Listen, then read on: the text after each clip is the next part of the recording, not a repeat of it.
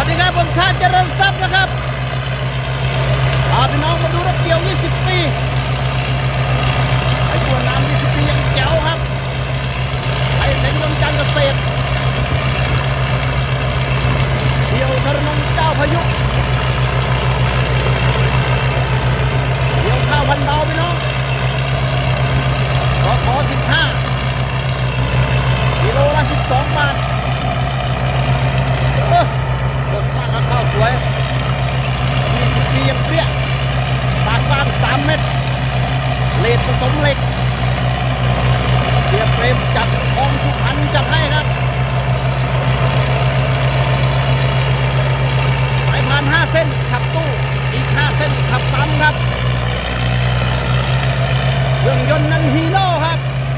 6 สูบเทอร์โบไดเรกอินเจคชั่นระบายความร้อนด้วยน้ำJO 84 J1 นะเนาะรีดมาได้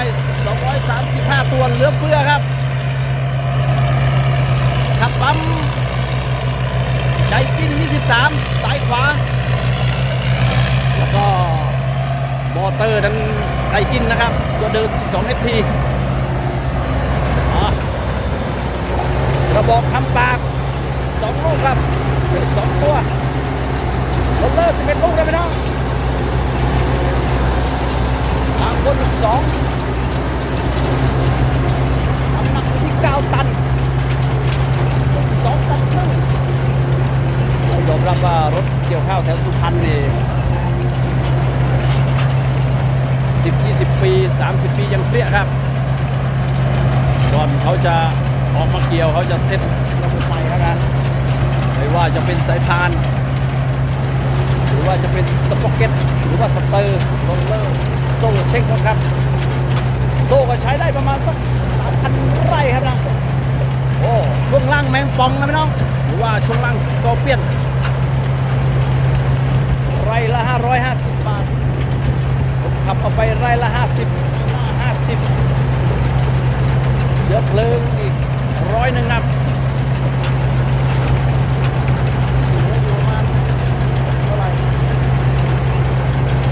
พอได้ครับนะพอเด็ดปนน้องพอเด็ดปนก็เอาแล้วเอ้าผมขับก็เรื่อยๆลงไปเรื่อยๆเข้าลงก็ต้องค่อยๆไปยังหล่อครับนะไฟแท็กนั้น8.5 เซนติเมตรครับ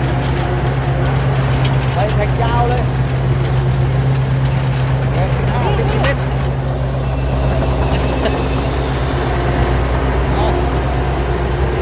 โอ้ก็ทำให้ตัวกันนะดีครับรับไปคืน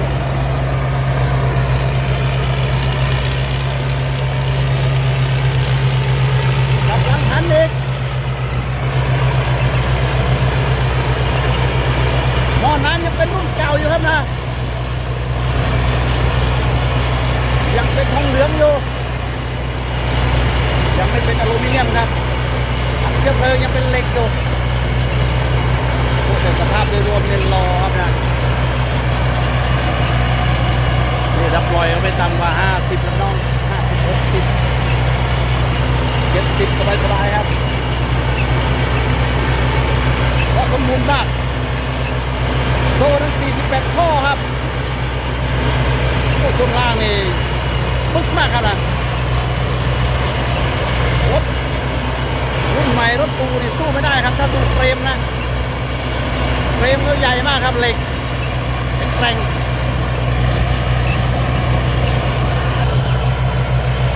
อย่างนี้สบายครับป๋าชาติไม่เหนื่อย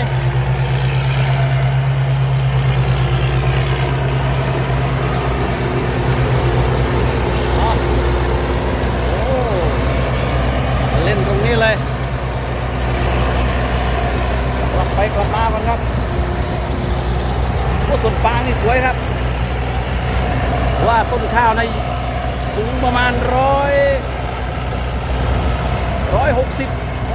เซนติเมตรนะครับ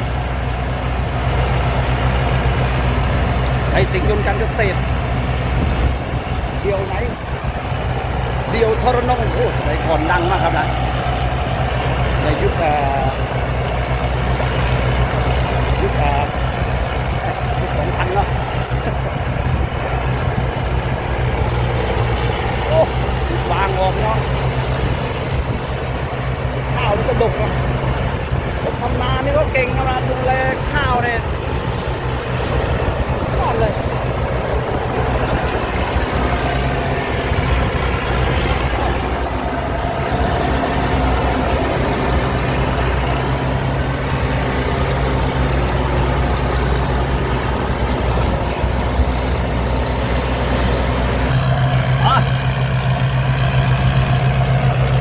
ให้ชมกันนะครับ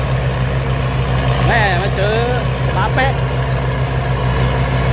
เลยคุยกันหน่อยครับกับของนา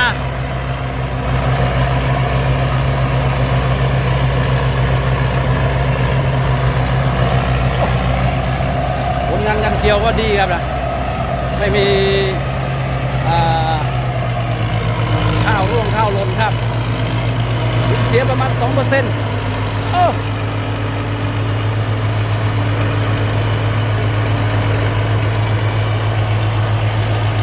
ขึ้นนิ่มครับแต่ว่าทรงเขาจะยาวมากเลยครับนะยาวเพราะว่าตู้นี่อย่างนี้เฟรมต้องปริ๊ดครับนะนี่ต้องแข็ง85 เซน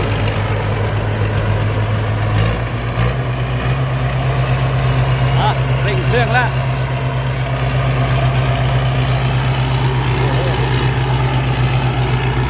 เดินไกลเลยเนาะ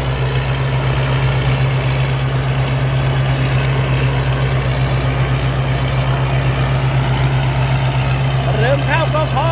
15น้องเลยครับโอ้ตกจริงๆ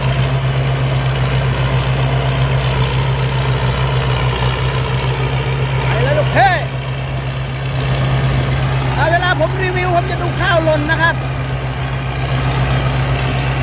ผมจะเช็คทุกค่ายเลยว่าข้าวร่วมข้าวหล่นเยอะไหม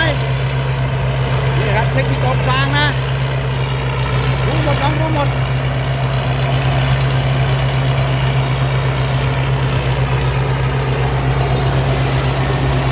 ดูครับ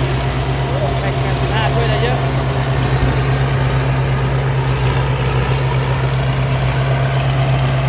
โอ้ไรละตันมั้งเนี่ยแล้วตันก็ตันละ12,000ครับ12,000-13,000ได้อยู่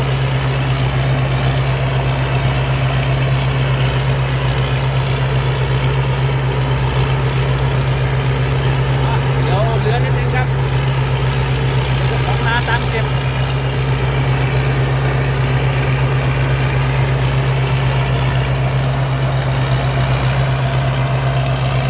แรงดีครับเครื่องยนต์ก็มาไม่เยอะ235ยอดฮิตก็ฮีโร่แล้วน้องขอบคุณเกโอ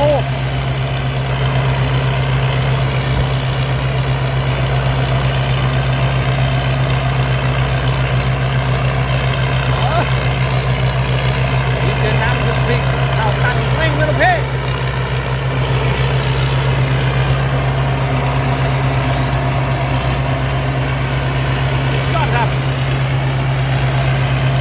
ดูได้ครับดูทุกช่องชาติเจริญทรัพย์รถเพจชาติเจริญทรัพย์ X Cavator อีกครั้ง0982723752ไอเสงยนต์การเกษตร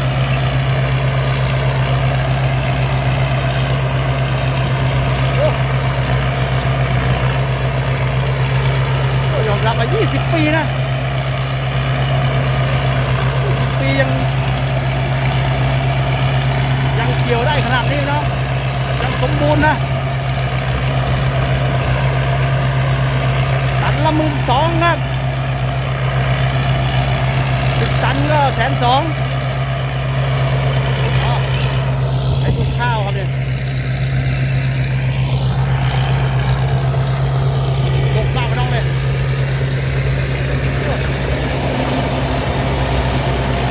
โ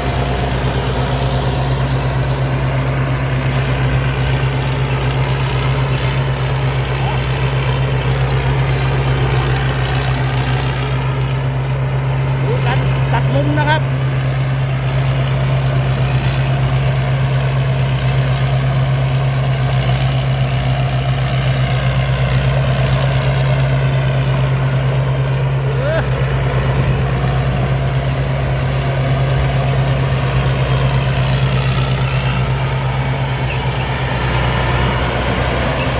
เดี๋ยวทรนงครับ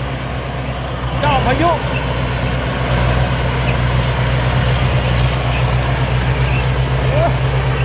ใช้ได้เลย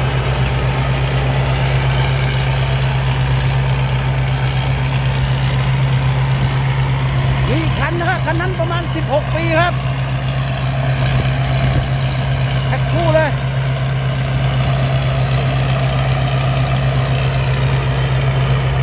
โน่นครับไทยเจ๋งทั้งคู่เลย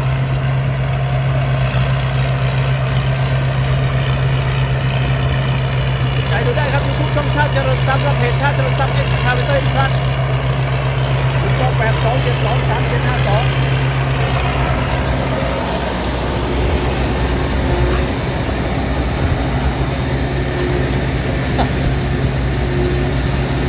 082723752อันนั้นจะประมาณ16 ปี